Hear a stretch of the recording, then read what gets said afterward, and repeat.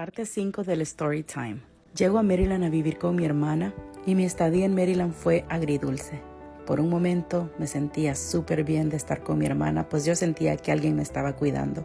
Por otro momento, mi hermana estaba rodeada de personas muy tóxicas a su alrededor, personas muy cizañosas. Y por alguna razón también, cuando una persona es abusada, como que hay algo que la sigue. Los problemas te siguen, el acoso te sigue. Voy a omitir varias partes, pues no quiero alborotar el gallinero. No todavía. Mis padres me celebraron los 15 años, muy bonitos en El Salvador. Cuando yo regreso del Salvador, conocí al papá de Armandito, mi hijo mayor. Íbamos a la escuela juntos los dos. Yo tenía muchísimos problemas con mi hermana. Ella me pegaba, pues se dejaba llevar de todas las víboras que tenía alrededor. Yo comencé a portarme mal en la escuela, me escapaba. De aquella niña aplicada ya no quedaba nada. Un mes exacto de cumplir 15 años, me fui con el papá de Armandito. A mí me habían dicho que a los 13 años me habían dicho que yo no podía tener hijos por un problema hormonal y un problema en mis ovarios. Yo, según para estar segura que no me iba a embarazar, empecé a tomar anticonceptivos. ¡Oh, sorpresa! Los anticonceptivos me hicieron ovular y yo quedé embarazada. Con apenas 3 meses de conocer al papá de Armandito, de haberme juntado con él, yo quedé embarazada. Viví bien con él, no me puedo quejar. Simplemente los dos estábamos muy niños y comenzamos a pelear por tonteras. Hasta que un día él decidió dejarme. Me dejó con $200 en la bolsa y yo comencé a rodar con mi hijo. Unos amigos me dieron donde vivir por un tiempo mientras yo conseguía trabajo, pero yo era una niña de 16, casi 17 años y no encontraba trabajo en ningún lado. Tanto así que mi hijo se estaba muriendo de hambre y yo no tenía apoyo de nadie aquí. Una vez, en el desespero del hambre que mi hijo tenía, le di una pachita. Esa pachita estaba mala. Mi ignorancia de una niña de 16 años que no sabía cómo criar a un bebé, no sabía el daño que le podía causar. A mi hijo se le inflamó su pancita y tomé una decisión. Hablé con mis padres y les dije si ellos se podían encargar de Armandito mientras yo conseguía trabajo y miraba qué hacer con mi vida.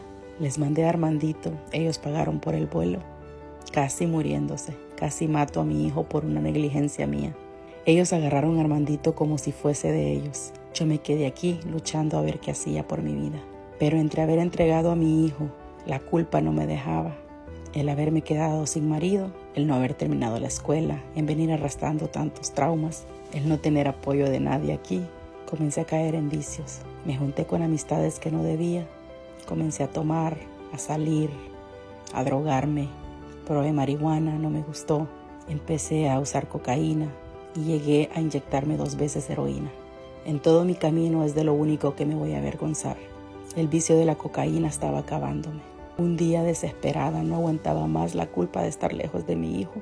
Y 8 meses después de haber mandado a Armandito para El Salvador, le hablé con mis papás y les dije si ellos me podían mandar a traer. Ellos accedieron, dijeron que sí. Yo en ese entonces era la deshonra de la familia. Había salido preñada, no tenía marido, no terminé mis estudios, había mandado a mi hijo.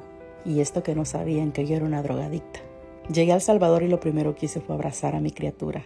Armandito vivía como un rey, nada parecido a como yo había vivido anteriormente. Era la luz de los ojos de mi papá y de mi mamá. Yo inmediatamente al llegar comencé y ahí tuve mi primer negocio. Hacía taquitos y pastelitos y salía a vender. Los daba a 1 cora cada uno. ¿Se imaginan? La hija de don fulano, la que habían mandado a estudiar, regresó a El Salvador para andar vendiendo en la calle. Era lo que la gente murmuraba. Pero a mí no me importaba. Yo siempre he sido una mujer guerrera. Pero el problema radicaba en que yo ya llevaba un vicio. Una adicción que me estaba consumiendo por dentro. Y en El Salvador era más fácil aún conseguirla. También me sentía deprimida. En aquellos entonces yo no sabía qué era una depresión. Un día decidí acabar con mi vida. No le encontraba sentido a la vida. Me tomé varias pastillas, consumí alcohol 90, del que es para limpiar las heridas, y me metí cocaína a decir ya no. Yo solo recuerdo la voz de mi mamá llorando y diciéndole a mi papá, se me muere mi hija. Recuerdo haber visto los ojos de mi hijo. Recuerdo querer hablar y yo no podía. Recuerdo que me montaron en un carro y mi papá diciendo que yo no era su hija. Que se muere si es la gran. Fue la primera vez que mi mamá se paró frente a él y le dijo, yo voy a salvar a mi hija. Yo estaba con una sobredosis y me llevaron de inmediato para San Miguel. Recuerdo que me desperté. Mi mamá me sobaba la cara.